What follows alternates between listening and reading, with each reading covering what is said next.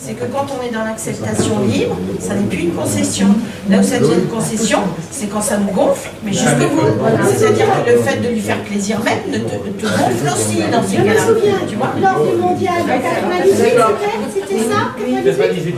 Et bien, nous, on était plein de nanas, on était tout un groupe à Tour de Fédéral, là, tout un groupe de nanas dont les hommes allaient tout le temps, effectivement, nous ça nous gonflait, effectivement. Et bien, qu'est-ce qu'on a fait? On n'a pas fait de concession.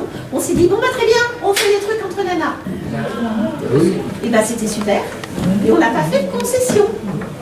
Du tout. Parce qu'on était très heureuses pour, enfin, on pouvait se retrouver sans que les hommes disent, ouais, t'es toujours avec tes copines. Et faire une concession, ce serait par exemple si le programme. Faire une concession, ce serait par exemple si le programme que vous voulez absolument regarder soit en même temps que le match de foot et qu'il n'y ait qu'une seule télé dans la maison. Ça serait ça la vraie concession. Oui, mais c'est pas bon, c'est très négatif justement. Parce que si vous accumulez les concessions, à ce moment-là, effectivement, vous partez à la rupture. C'est bien. Voilà, c'est de la frustration, c'est pas bon, c'est négatif, c'est ce que je dis, c'est ce que madame a fort bien exprimé là, c'est du négatif et donc c'est pas bon. Donc c'est pour ça qu'il ne faut pas faire de concessions. Et pourtant, on dit souvent dans les couples. Oui, mais c'est une c'est le terme qui au final. C'est ce que je voulais vous expliquer. Est-ce que vous avez compris? Vous êtes d'accord? Est-ce que vous avez compris? Ah, d'accord? C'est bien, c'est pour ça qu'on dit concession. Attendez, je pense que la concession, c'est l'aliénation de sa liberté. Tout à fait, c'est ce qu'a dit monsieur. Voilà. Et monsieur qui disait, oui, mais dans les couples, il faut faire des concessions, je trouve que c'est très judéo-chrétien. C'est ce qu'on dit. Il y a une espèce de formatage. Bon, moi, j'ai pas du tout été élevée comme ça, je ne suis pas de cette région. Mais il y a une espèce de formatage des hommes et des femmes, justement, pour rentrer dans ce moule-là. Moi, quand il a fallu que je fasse des concessions, ça a été la rupture totale. Direct, tout de suite. D'accord. Voilà. C'est pas possible. Autant je peux accepter, il y a quelqu'un qui disait tout à l'heure, oui, il faut accepter l'activité de l'autre, mais pas forcément rentrer dedans si elle ne nous plaît pas. Parce que là, bah, c'est complètement négatif. Il ne faut pas aliéner sa liberté. Tout à fait. Il ne faut pas aliéner sa liberté. Il ne faut pas se sentir frustré. La concession, c'est frustré. C'est pas ça du tout. On accepte, on fait. Voilà. Et on trouve autre chose. Est-ce que je n'ai pas Est-ce que je n'ai pas Il faut trouver des moments. Forcément. Parce que l'autre ne peut pas être ta complémentarité. C'est ces deux entités qui sont ensemble, c'est certainement pas une complémentarité. On ne peut pas être deux complémentarités. Je crois qu'il y a une règle comme ça avec l'histoire du C. Où, à partir de la personne, à un moment où une personne rentre dans ce. À partir du moment où c'est une autre, enfin dans un couple avec l'histoire d'un C, à partir du moment où le couple en fait devient en fait une sphère complète, c'est pas bon parce qu'en fait l'un et l'autre n'a plus aucune personnalité. Il faut que ça soit deux sphères identiques qui soient l'une à côté de l'autre. Pas de couple fusionnel. Voilà, c'est. Enfin, si on peut être fusionnel, on peut. Pourquoi pas être fusionnel? Mais c'est chacun. Voilà. C'est paraît-il aussi, excusez-moi encore de ressortir les échanges, chez les couples qui durent les moins longtemps. Pardon? Le couple fusionnel ne dure pas. C'est vrai. Statistiquement parlant. C'est vrai. Ce qui ne veut pas dire ça, qu'il n'existe pas des couples. Ce qui ne veut pas dire qu'il n'y en a pas. Il y a des gens qui cherchent. Bon, est-ce que tout le monde est d'accord? Vous disiez peut-être? Non, parce qu'on discutait, disait les couples fusionnels, ça ne dure pas. Moi je dis non, c'est pas vrai, il y a des gens qui se trouvent comme ça et ça dure parce qu'ils y trouvent leur compte l'un et l'autre. Oui, mais on a dit que c'était simplement statistiquement valable. C'est comme la statistique, vous savez, les statistiques, elles sont faites pour la plupart sur ce qu'on appelle la courbe de Gauss, qui est une courbe comme ça. Pour le CUNY, pour plein de trucs, pour le revenu du ménage, pour les salaires, pour les retraites, pour les impôts, enfin, les opinions politiques. Eh bien, vous avez ici quelques pourcents, ce qui ne veut pas dire qu'il n'y en a pas, mais il y en a quelques pourcents. Après, vous avez la majorité, donc ça, en général, ça monte assez vite. Là, vous avez la moyenne. Vous avez autant de chaque côté, et puis après ça diminue, puis en haut, il n'y en a que quelques-uns aussi. C'est ça la statistique. Après, à partir d'un exemple, on peut jamais dire. Donc, je connais tous des gens, ça fait 40 ans qu'ils sont mariés et apparemment ils s'entendent bien. Je dis apparemment parce que on ne sait pas exactement ce qui se passe. Parce que quelquefois, je vais vous dire, c'est pas ça. Mais ça peut aussi. C'est là, ces gens-là, on ne les voit pas, heureusement. Mais voilà, donc effectivement, on dit que le couple fusionnel est l'un des couples qui dure le moins longtemps, parce qu'effectivement, la fusion n'est pas possible complètement tout le temps. Parce qu'obligatoirement, à un moment, il va y avoir de la frustration qui va naître et ça va éclater. Parce qu'on croyait que l'autre était identique. Et ben non, il n'est pas. Et on tombe des nues, et puis ça va éclater la sphère. Et justement, le fait d'être différent, je pense que ça alimente. Ça enrichit. Ça enrichit et puis ça permet d'aller plus loin. Ça évite justement l'enfermement, la routine, tout ça. Et alors, quelle est la différence entre différents. Enfin, tu vas utiliser quoi comme terme? Le fait d'être différent et la fusion. Non, mais... fusion et différent, pour moi, ça n'a rien à voir. Non, mais... C'est deux termes vraiment très. C'est ce que je dis. Ouais, les opposés, ouais. Oui. Ouais. C'est le principe de deux sphères bien mais distinctes. attention, il faut quand même que ce ne soit pas deux sphères complètement distinctes. Il faut qu'il y ait quand même un petit peu Un petit bout de. Voilà. un petit peu d'aimant, oui. Sinon, si c'est deux aimants, de plus. Ouais. Voilà. Physiquement, ça finit que par s'éloigner. Oui. J'ai une question en revenant par rapport à la distance.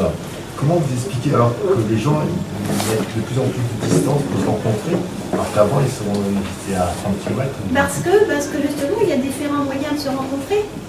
Ils ont le téléphone, le train, donc la vitesse, le train, la télévision, et puis maintenant Internet. Parce qu'autrefois, pour envoyer des lettres, il y a très peu de gens qui s'envoyaient des lettres d'amour. Ah, c'est SMS, je t'aime. Et maintenant, c'est même pas écrit je t'aime, c'est je sais pas quoi. Et on se quitte comme ça aussi, d'ailleurs, paraît-il. Ça va être très frustrant, ça. Cette vitesse a amené, on va dire, une certaine forme de consumérisme aussi. Tout à fait. Et justement, dans ce cas-là, on se rencontre vite, on se sépare vite, et après on se re-rencontre vite, et on se re-sépare vite, et ainsi de suite.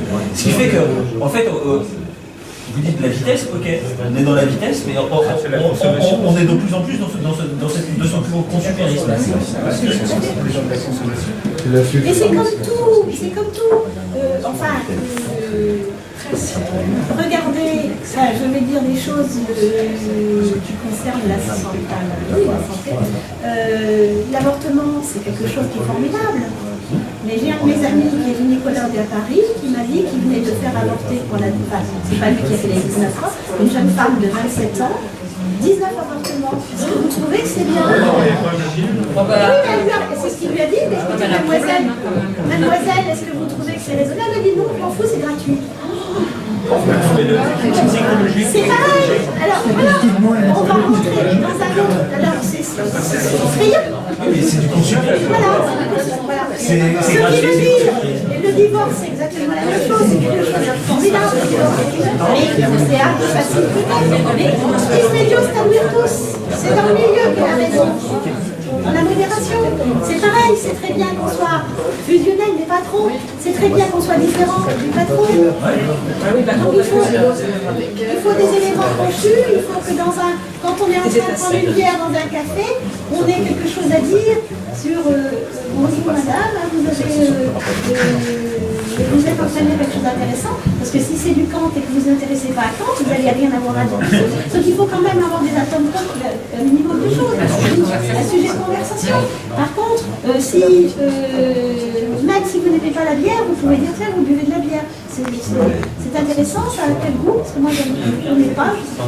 On peut toujours trouver. Et puis, il y a aussi des choses qui peuvent... quelqu'un qui pêche à la ligne, si ça ne vous intéresse pas, il est très peu probable que vous allez lui adresser. Peut-être. Vous allez lui adresser la parole. On peut toujours trouver dans les profils sur Internet, aujourd'hui, servent à ça. Servent à définir, on va dire certains traits de personnalité. Le problème, moi, mon profil me semble efficace. Bon, on met certains traits de personnalité, c'est ces points-là qui feront que la discussion va s'engager. C'est un moyen. Moi, je pense que c'est un moyen. Après, effectivement, ce qu'il ne faut pas, c'est rester dans le virtuel. Enfin, mais après, chacun et en fonction, si on est à 10 000 km, c'est vrai que c'est évident. Mais moi, j'ai aussi rencontré, vous allez me dire, monsieur derrière va dire que c'est effectivement probablement des gens très riches. Non, mais je vais vous raconter une anecdote absolument incroyable. C'était à Londres, au moment de la vache folle, puisque j'étais seule, enfin nous étions deux dans le restaurant, il n'y avait personne dans les vaches Aberdeen, avec les vaches écossaises là. Voilà, oui, c'était à ce moment-là. Il n'y avait que deux autres personnes qui sont arrivées, donc on a pris, ils nous ont mis à la même table, on n'était que 4 dans tout le restaurant, c'était énorme.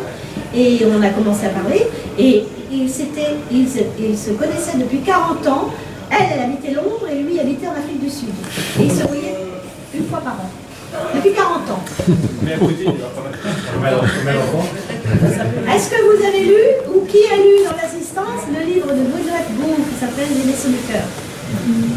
C'est un livre qui a été écrit dans les années 1950 qui a été censuré. Hein, parce que, pourtant il n'y a pas de quoi fêter à chat, enfin bon, bref, on parle effectivement de sexe, mais enfin bon. Et c'était écrit par une femme, donc il a été interdit en même temps que le livre Histoire d'eau, qui lui quand même effectivement méritait davantage, méritait plus d'être censuré, mais enfin bon. Et Les Vaisseaux du Cœur, c'est l'histoire d'une petite fille qui rencontre un garçon, un petit pêcheur breton, un petit fils de pêcheur, qui est devenu pêcheur, et elle est en vacances l'été. Ça se passe du côté de Porte-Scolaire, par là, sur la côte nord, je crois. Et si je me souviens bien. Et elle devient prof d'anglais, et puis lui, pêcheur, donc c'est pareil. Voilà. Et ils vivent une histoire d'amour, comme ça, en même temps, et comme beaucoup d'histoires d'amour, ça finit mal. Et enfin, bon, parce que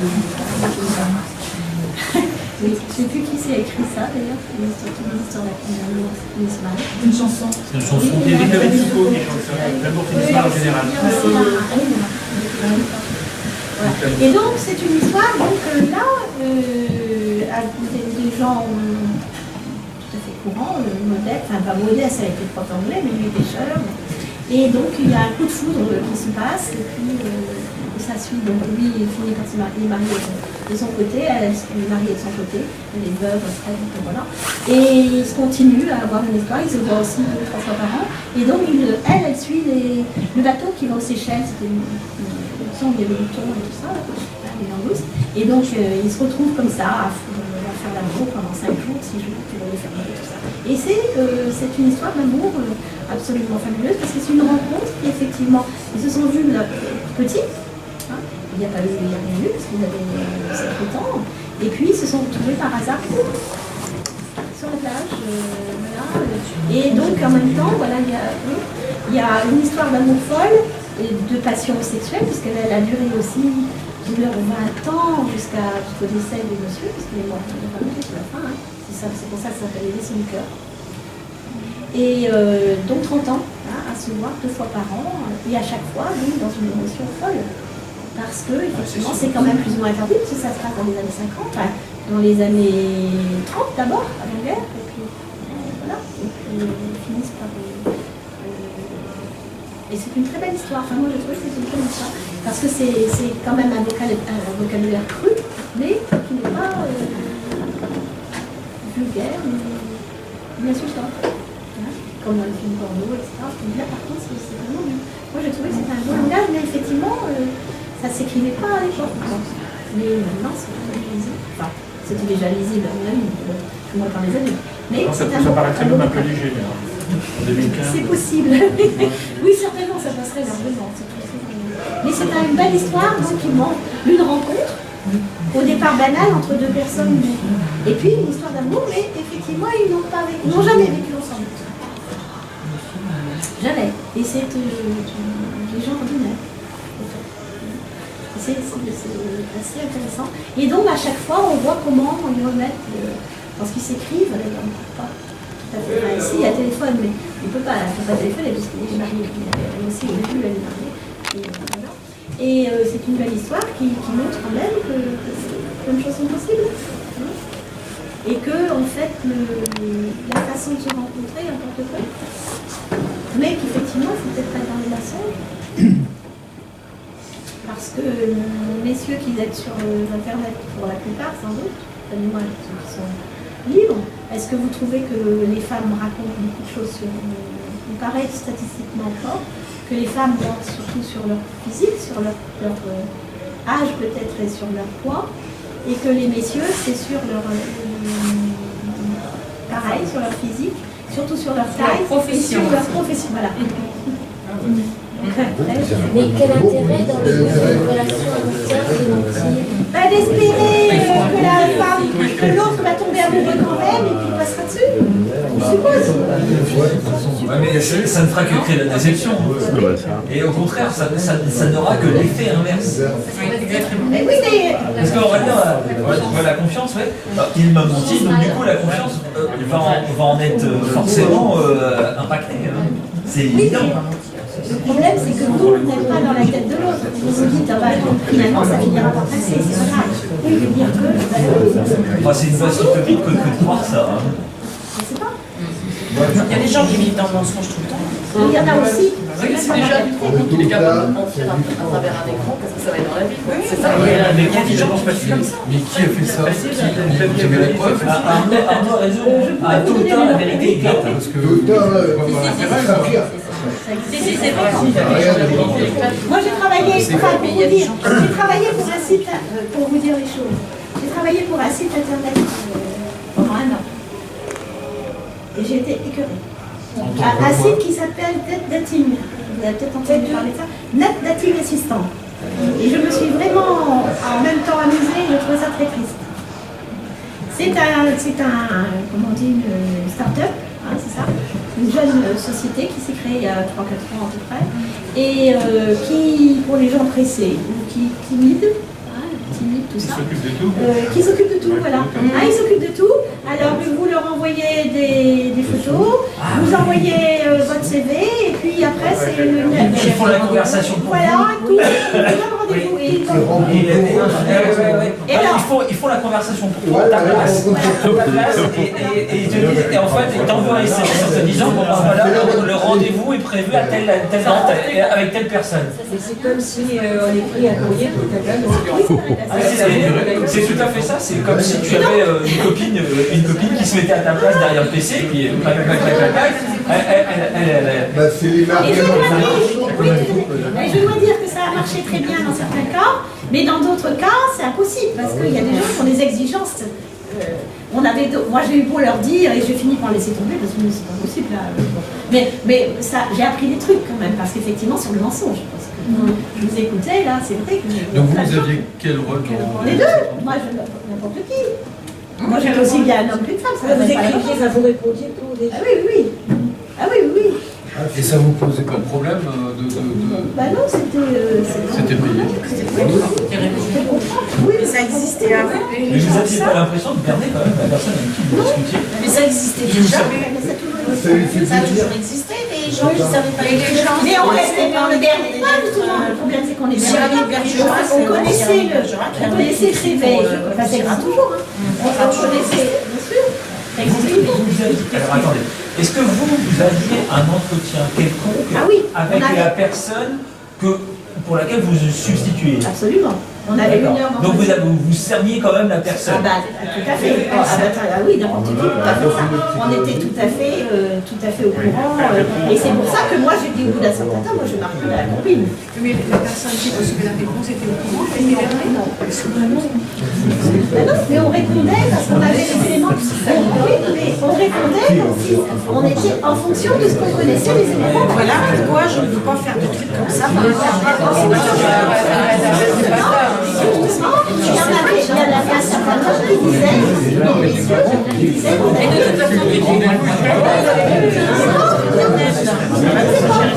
c'était pas ce qu'on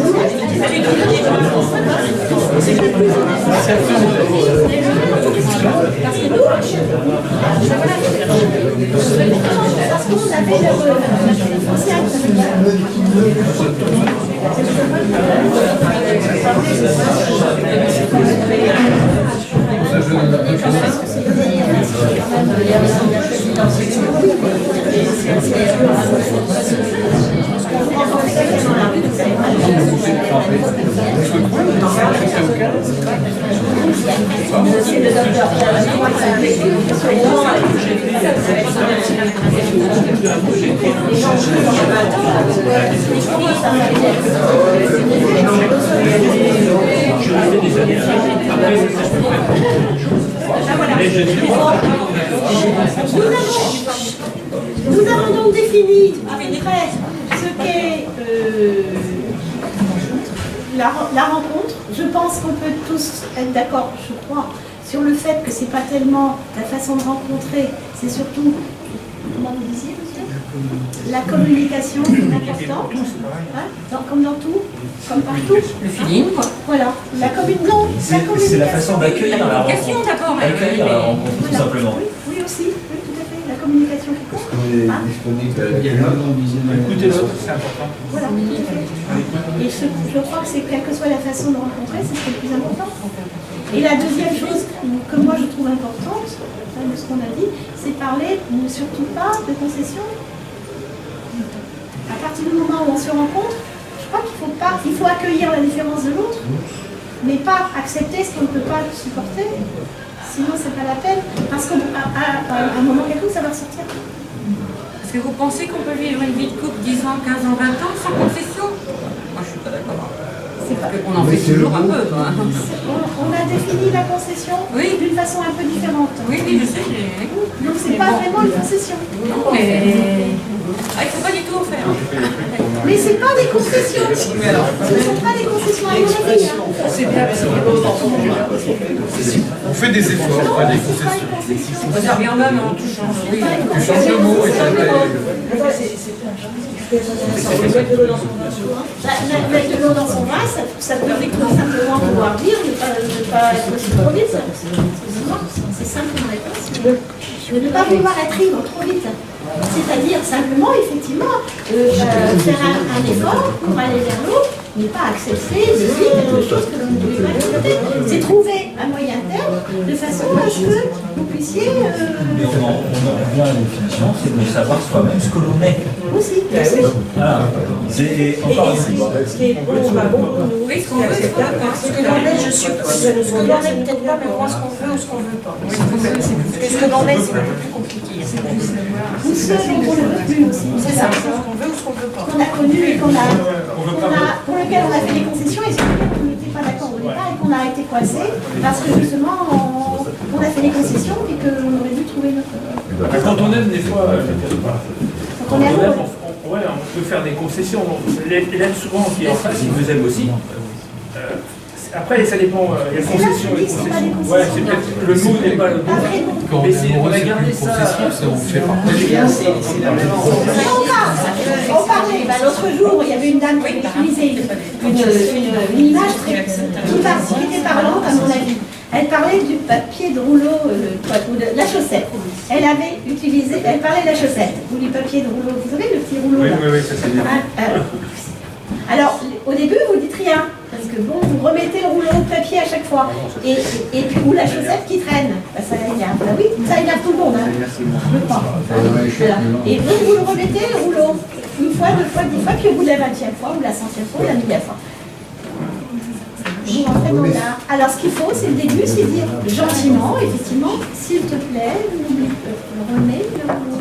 S'il te plaît, au lieu de le ramasser, parce que ça c'est comme une concession, mais dire gentiment, en fait, c'est pas faire une concession, c'est dire, ben non,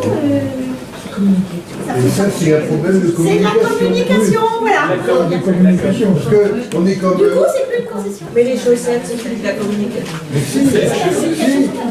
Non verbal, non verbal. Il y a des gens, qui concernent les femmes, que ce soit les mecs, qui laissent les chaussettes sous le pied, sous la porte, etc. Mais parce qu'ils ont écouté peut-être, hein. J'en sais rien. Et c'est des mauvaises habitudes. Moi, je sais qu'on me fait toujours, je sais que je ramasse plus bien. Et puis les factures pension, Et voilà, mais vous avez arrêté de faire les concessions. mais c'était Je voulais reprendre ce que la dame tout à l'heure, au début de la réunion, qu'elle avait du mal à donner prendre un deuxième rendez-vous. Ben, vous avez tort parce que je pense que le deuxième rendez-vous se fait dans d'autres conditions que le premier. J'ai pas dit ça, j'ai pas dit deuxième rendez-vous, c'est que moi je ne peux pas par internet. Ah, d'accord. Mais pas par internet. Je peux rencontrer quelqu'un physiquement, mais à travers mon ordinateur, je n'arrive pas à rentrer en communication et donner un rendez-vous à quelqu'un. Oui, c'est Je serais plus à l'aise de le rencontrer. Et éviter aussi comment des formations sur les j'ai pas été travailler sur Internet, j'étais vraiment dans un portrait mondial pendant.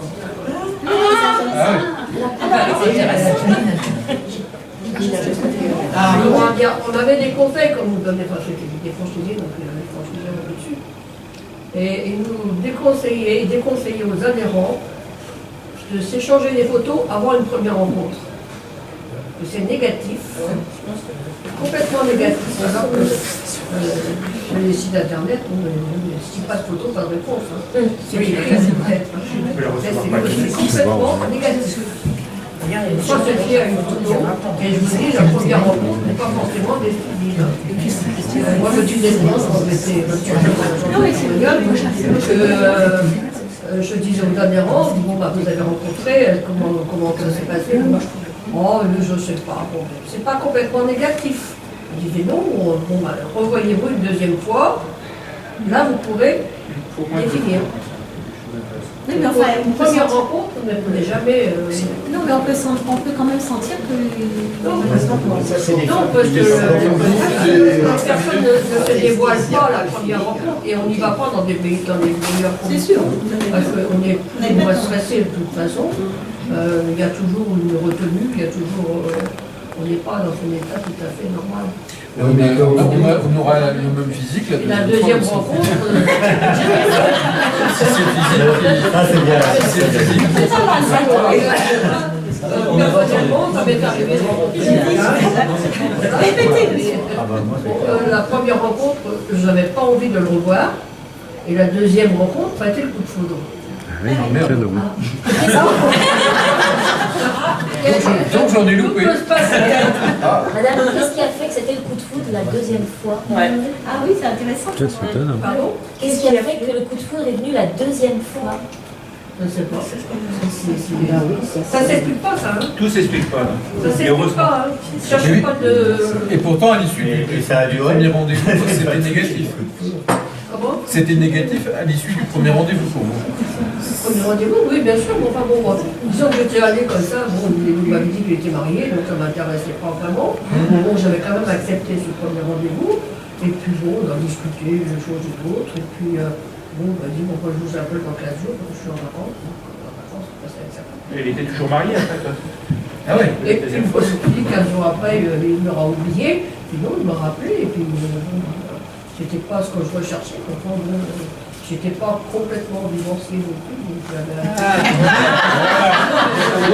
c'était un peu chaud. Ma procédure était pas complètement terminée. Et à l'époque, il fallait pas. Fallait pas que je me fasse prendre en compagnie de quelqu'un. Donc. Mais la première fois, il ne vous a pas déplu physiquement.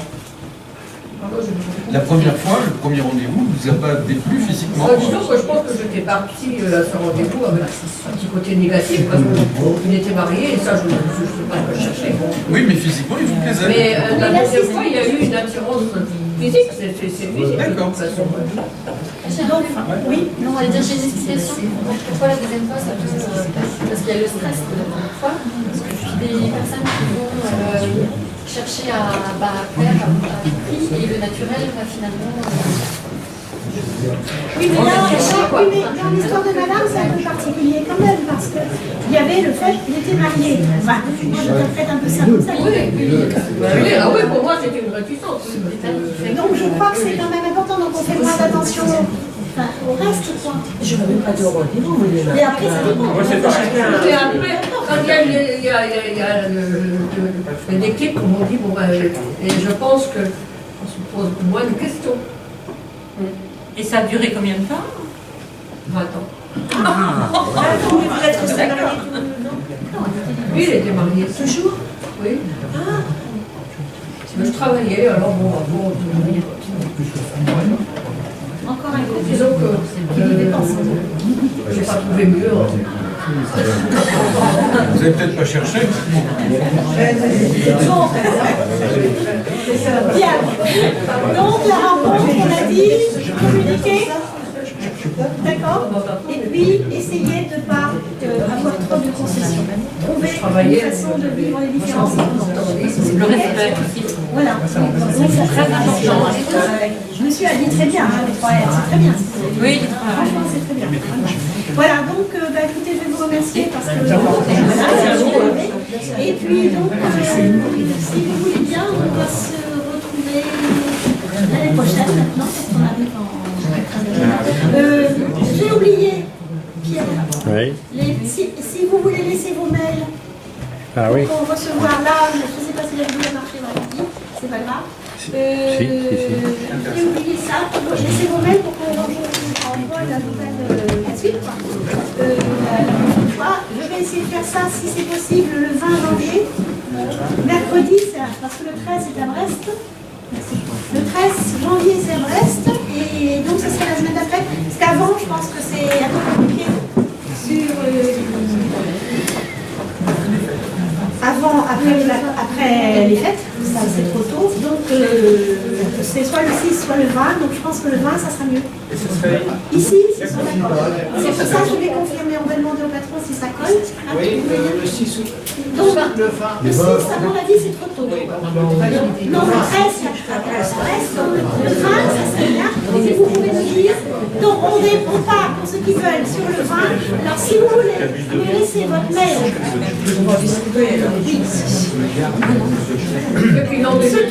Ceux qui ont déjà le mail, qui ont reçu les autres, c'est pas la peine, bien sûr. Uniquement ceux qui n'ont pas. Ah, j'avais oublié ceci. Et donc, la prochaine fois, si vous voulez bien, le thème, parce qu'on va, normalement, donc ce sera en gros une fois par mois, sauf qu'il y a des fêtes et tout comme ça. Hein.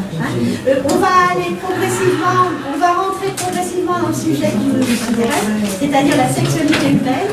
Hein. Mais on en a déjà parlé, même si vous n'est pas rentré dans le crac-crac, machin. Voilà. Hein. Et on va donc. Alors, on a décidé qu'à Brest, je fais ça avec un de mes collègues que je connais depuis 40 ans. Hein. Et donc, ici, je vais commencer avec une et donc, la prochaine fois, le thème, ça va être de la rencontre à l'intime. Et donc, on rentrera progressivement, si vous voulez bien, dans le sujet. Et puis après, on rentrera progressivement. On a tout le temps pour ça. Hein. Donc, voilà. Parce qu'il vaut mieux donner un thème à chaque rencontre.